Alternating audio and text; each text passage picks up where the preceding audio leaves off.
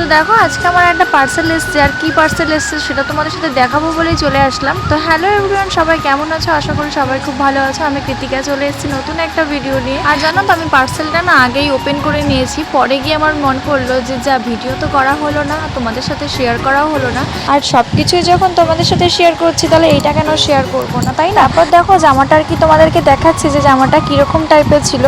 জামাটার হাতে ছিল ঘটিয়াতা টাইপের, আর বুকের কাছটা ছিল এরকম।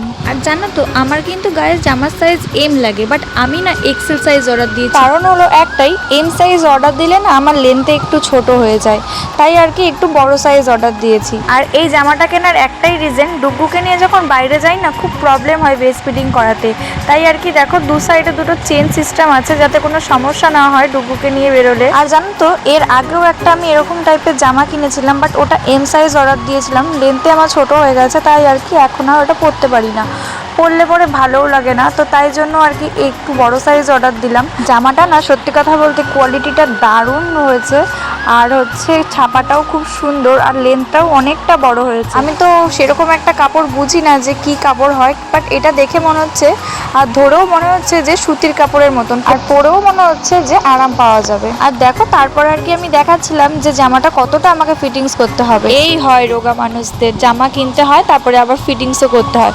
আমার মতন তোমাদের কার সাথে এরকম হয় বলো তো? আর তোমাদের জামাটা কেমন লাগলো সেটাও কিন্তু বলতে ভুলো না। তোমাদের যদি এই জামাটার লিঙ্ক কারোর লাগে তাহলে আমাকে কমেন্ট করো, আমি কমেন্টে লিঙ্ক দিয়ে দেবো। তো চলো টাটা।